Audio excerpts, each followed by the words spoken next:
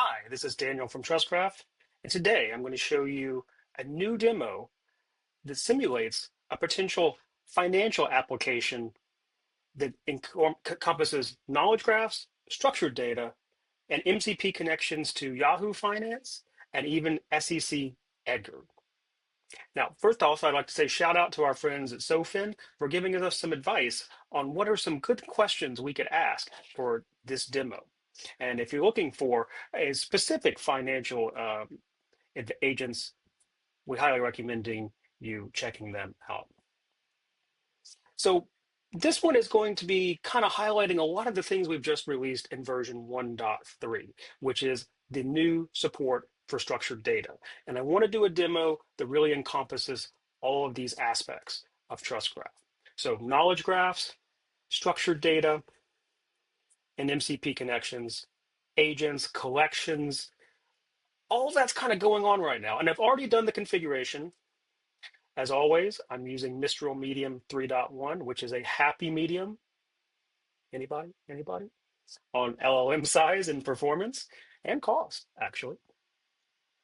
So if we go through, we'll see, you might have already noticed this up here, though I guess some things are a little different. We've created a flow, and I've created it called Financial Analyst. And you notice it looks a little different. It's called GraphRAG and Object Extract. Now, I don't have flow classes on right now. Let's go ahead and do that. Let me turn flow classes on. And if I find it, oh, it's there in front of me. Am I going to be able to get it? Am I going to have to move myself? I got to move myself. There we go. There we go. We can put me back now. I feel like I never moved though. These are the different kind of flow classes currently available. And there's a couple of different ways of thinking of these. I kind of like to think about them almost like processing modules, and these are individual modules that you can put together. And of course, creating individual flows, it's not just about different kinds of workflows, but also this is a great way to create multi-tenancy where you have one deployment and you have different flows. And you're thinking, well, what about multi-agent? Well, there we go. Don't go away on me. More to come on that a little bit later. Stay tuned. So you'll see we have a financial analyst flow. And if we go down to here to MCP tools, whoa, that's a lot of tools. These are SEC Edgar. These are Yahoo Finance. Of course, that's the DuckDuckGo one. And all this information, all this configuration, everything in this demo is in the link down below. Yeah, down there. Lots of agent tools. This is a lot, isn't it? So we have lots of these agent tools that are for use for calling the SEC Edgar MCP server, same thing for Yahoo Finance, and these. So this is how we're going to query information about our hypothetical company, CTech Astronomy, for information about it, just generic company information, kind of personnel, address, that sort of thing. And this is for our structured data. So we have a data table that's going to simulate our balance sheets. So the thought is that perhaps you're at CTech Astronomy on the finance side, and you're trying to understand how does CTech Astronomy, again, hypothetical company, and if you get that reference, please let me know about that. In comparison to other publicly traded companies. So just to prove that we have some information, so we see we have the CTech company collection. Let's just put in CTech and see what happens in our vector search. And we're going to return some stuff that's in the graph. So let's see, with CTech Astronomy Inc., and we see lots of stuff in the knowledge graph. So we can see, yep, we got stuff loaded in the knowledge graph. And then if we'll zoom in on me, there we go.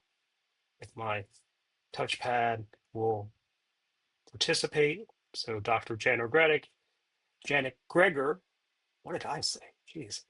The CEO of our hypothetical company and an alumni of MIT.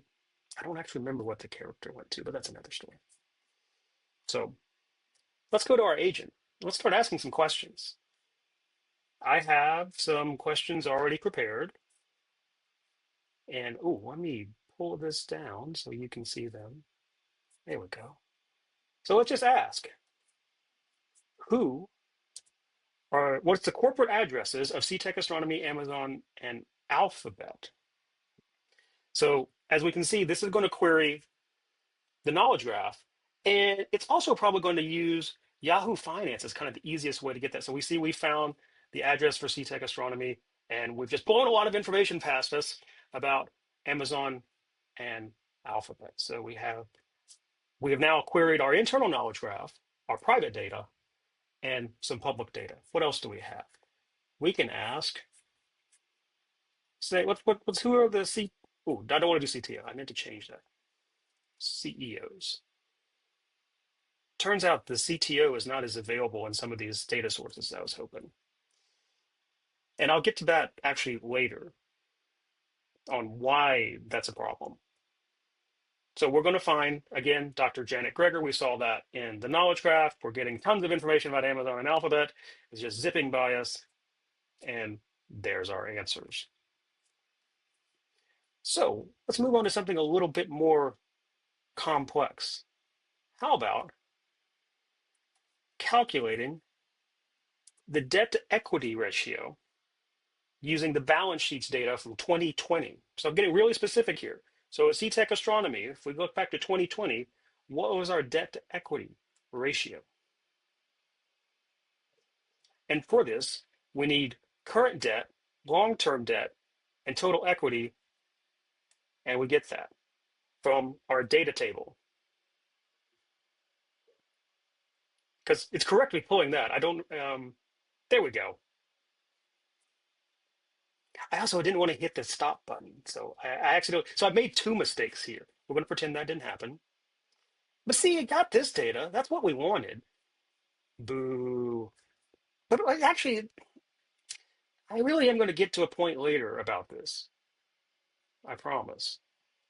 So we can see we actually got all this data and we did all this fun stuff and we got an answer for CTech Astronomy for 2020.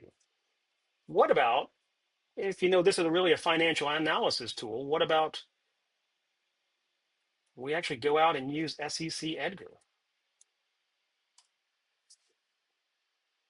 And as you'll see, the first thing this actually has to do is Edgar doesn't use the stock ticker symbol. It uses, well, let me finish. Let it finish and I'll go back through this. So it's a lot.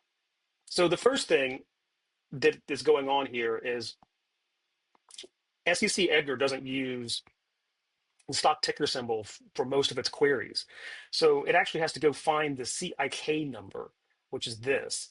And in this case, there's actually a tool that will just get kind of the latest financial statement, which is why I've done this. To get other filings, that's what all those other tools were about. You have to get this specific number for the filing, then you have to go get the filing.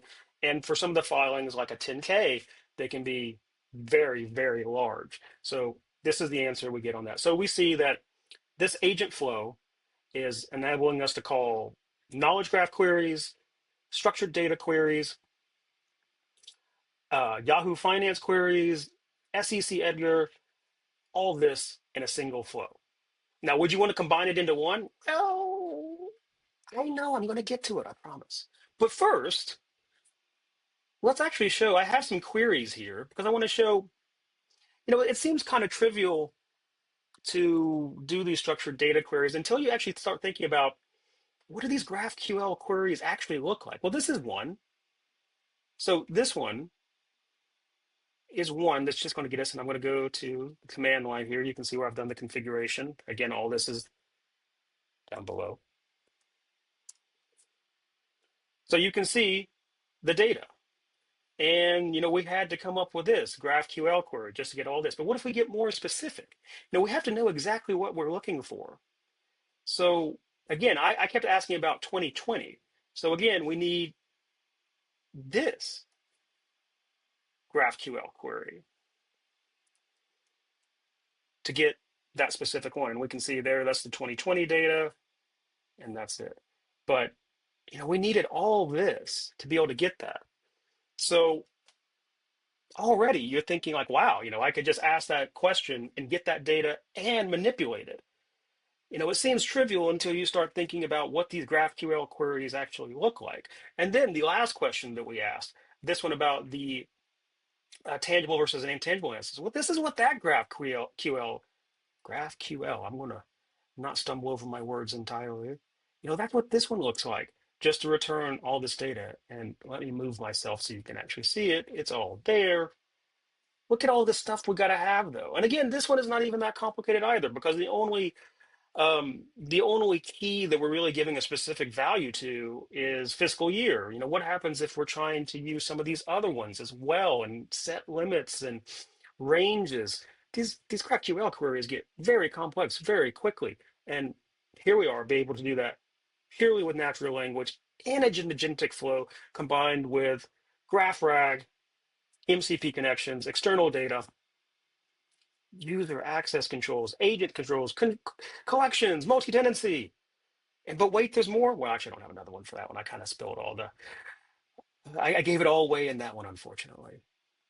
So let's actually look a little bit more at what this data actually looks like. So let's actually talk about what the ingest process is like right now, TrustGraph, and just so you can see, this is our little data table that we have in terms of XML. At the moment, XML is the most reliable way to ingest structured data.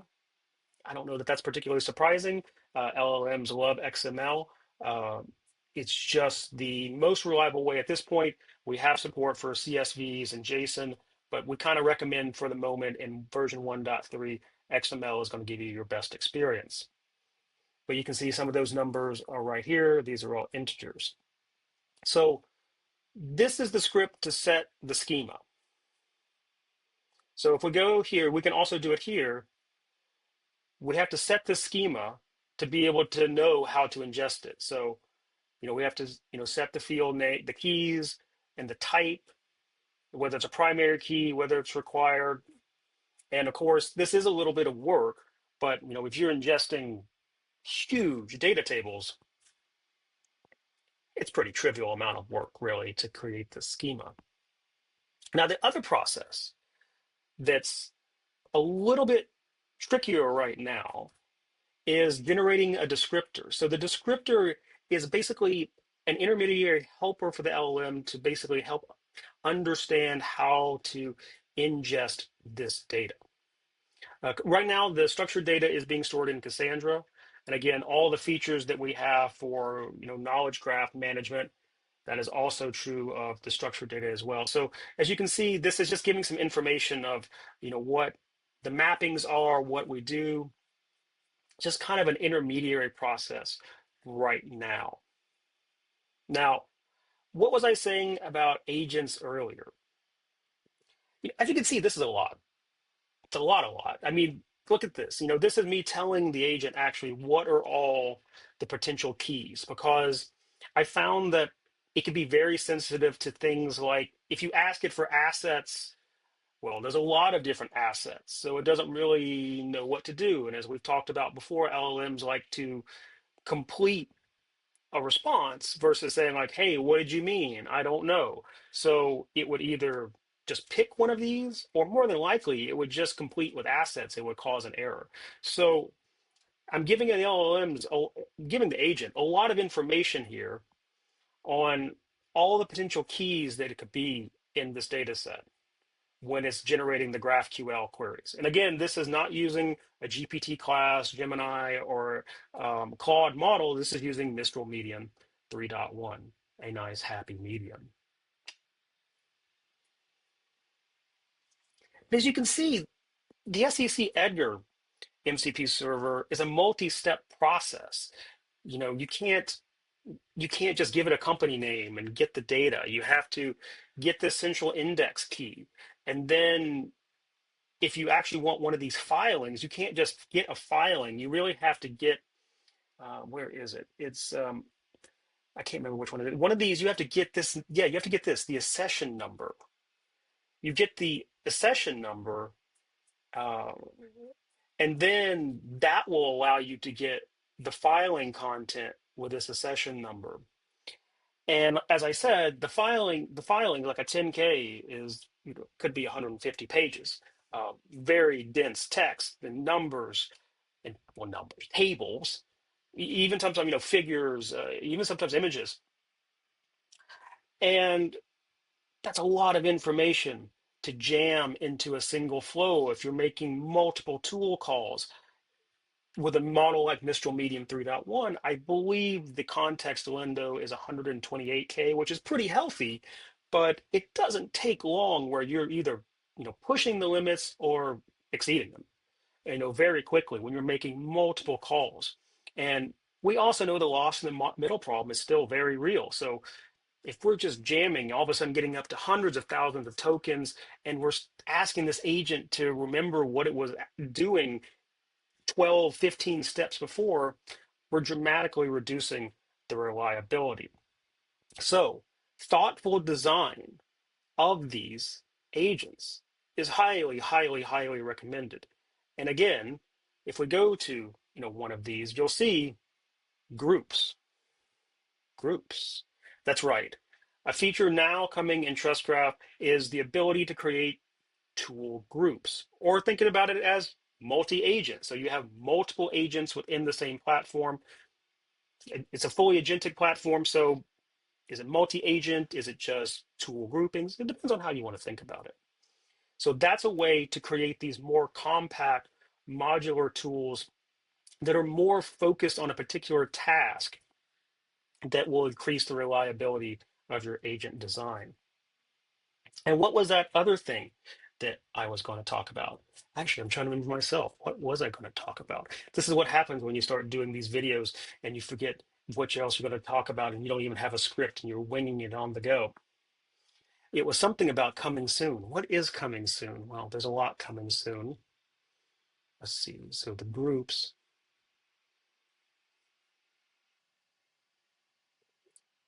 I'm going to be honest with you. I actually had to pause the video because my mind blanked that much. I really thought I could wing it for at least a good 10 to 15 seconds. I was wrong. It's actually a feature that's been in TrustGraph before, and we didn't talk about it so much. Remember how I was talking about these SEC filings are huge? Like the 10K, it's huge. Well, do you want to be throwing that in the agent context every time you're looking for one? And what if you're doing, as SoFin does in their agents, where you're trying to compare multiple companies? If you're trying to pull in data from multiple 10Ks, this becomes massive. We're talking 300, 400 pages of documents, what, in one comparison? Do we really expect that to be reliable? Uh, so what would you do? Well, our natural inclination would be say, well, we would want to structure that as a knowledge graph. Well, then how can you do that while you're operating this? Would we have to go down, go to the SEC, somehow scrape it, digest it, get it, ingest it, all those fun stuff? Well, no. The agent flow itself can request to have information ingested in to the knowledge graph, which would allow you to create also, collections, knowledge cores, so that, hey, you want to create, you want to download 10Ks for Amazon and Alphabet, and you create knowledge cores for those because you don't know, am I going to use these ever again? Maybe, maybe not. So that you have the knowledge cores so that you can remove them, add them back whenever you need them. That, all of that coming soon in a new video.